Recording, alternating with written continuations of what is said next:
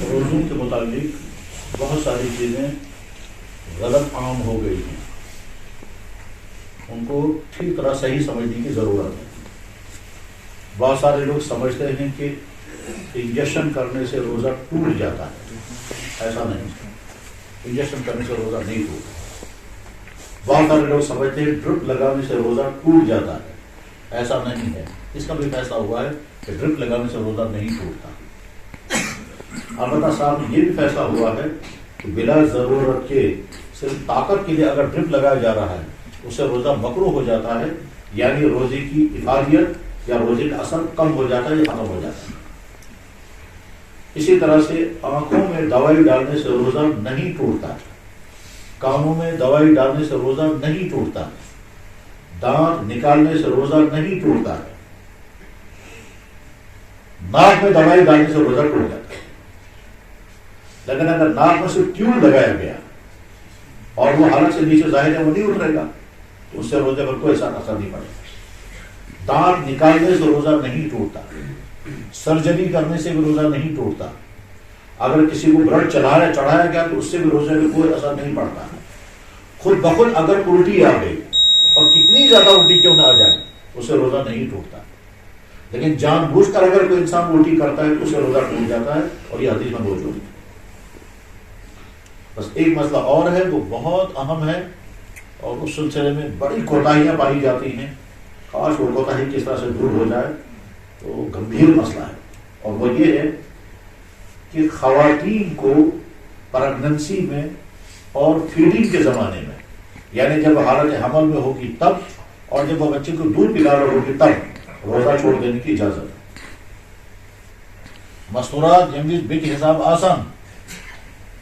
اور جمویز بچہ سائز دور دیوا، اس پورے پیریڈ میں اس کو روزہ چھوڑنے کی اجازت ہے،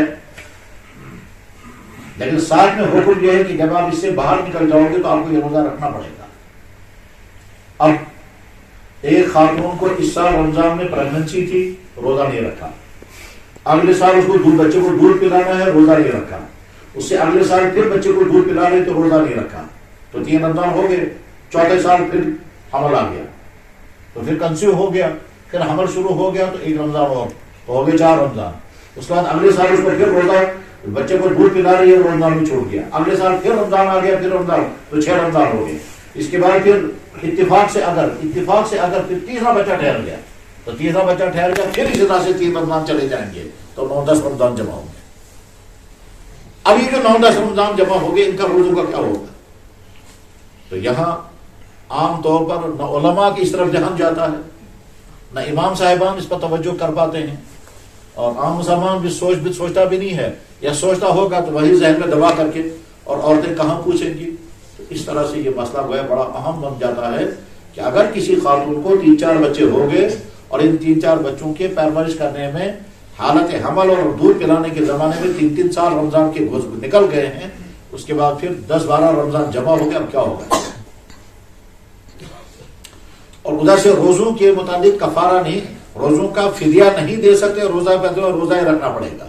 روزے کا فدیہ تب دے سکتے ہیں کہ جب روزہ رکھنے سے عاجز ہو جائے۔ اب وہ سمجھتے ہیں میں روزہ رکھ نہیں سکتی،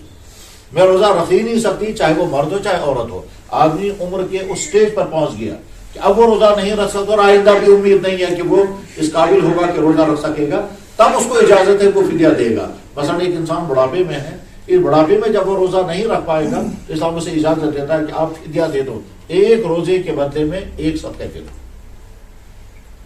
جس انسان بجرس تف گمر بوت وہ ہے کہ اس روزہ بھی ہے، اب اس انسانوں سے اجازت کہ سہر کے 1 روز بدلے فدیہ ادا کرے، فدیہ جو 1 روز بدلے اب صدقہ دے دو، سو چاہے 60 روپیہ ہے، 70 ہے، 60 یا ہاتھ یا کیا ہے۔ تو جب عمر کی خاص اس میں مردوں بھی ہیں اور عورتیں بھی ہیں، تو عورت کا وہ زمانہ کہ جو اس نے حالت حمل میں گزارا اور دودھ پلانے کے زمانے میں گزارا، ان ایام میں روزہ نہیں رکھ پائی، اسلام نے اس کو اجازت دی ہے، بلکہ خود جناب رسول اکرم صلی اللہ علیہ وسلم نے صراحتاً حدیث میں اجازت دی ہے روزہ چھوڑنے کی۔ حاملین و مرضع، حالت حمل اور حالت ارضاء، حالت حمل دودھ پلانے کے زمانہ فیڈنگ۔ تو یہ جو روزے عورتوں کے پاس جمع ہو جاتے ہیں، اب ان کا کیا ہوگا، کیسے وہ روزہ رکھیں گی؟ اب مان کر چلے تقریباً 6 مہینے بن جائیں گے، اگر 6 رمضان ہو گئے تو 6 مہینے ہو گئے، تو 6 مہینے کیسے روزہ رکھ پائے گی وہ؟ تو حل اس کا ایک ہی ہے کہ بس وہ ارادہ جب کرے گی تو ہر سال سردیوں میں 2 مہینے 3 مہینے کا روزہ رکھے، 2 مہینے لیکن بیچ میں گیپ کرے، آج روزہ رکھا، 1-2 دن بعد پھر رکھا، 1-2 دن بعد پھر رکھا، اور اس میں اگر شوہر اس کا ہیلپ کرے گا تو اس میں اس کو مدد ملتی ہے. ہم ایک ساتھ اٹھا کریں گے، ہم ایک ساتھ سحری کھائیں گے، ہم ایک ساتھ افطار کریں گے، تو اس کے بعد اس کو ہمت آ جائے گی، وہ روزہ رکھ پائے گی. چنانچہ میں ایسی خواتین کو جانتا ہوں کہ جنہوں نے کہا جی ٹھیک ہے جب ہمارے یہ روزے رکھنے ہیں تو شوہر نے مدد دی، اور جو ہی دسمبر شروع ہو گیا، دسمبر کے مہینے میں ہم روزہ رکھیں گے، جنوری میں رکھیں گے، فروری میں رکھیں گے، دن چھوٹے ہیں، سردیاں ہیں، پیاس کا مسئلہ نہیں ہے، تو اس کے بعد پھر اس طرح سے رمضان کے روزے پورے ہو جاتے ہیں. ان خواتین کے جن خواتین کے روزے رمضان حالت حمل کی وجہ سے اور دودھ پلانے کی وجہ سے جمع ہو گئے. اللہ تعالیٰ عمل کرنے کی توفیق عطا فرمائے.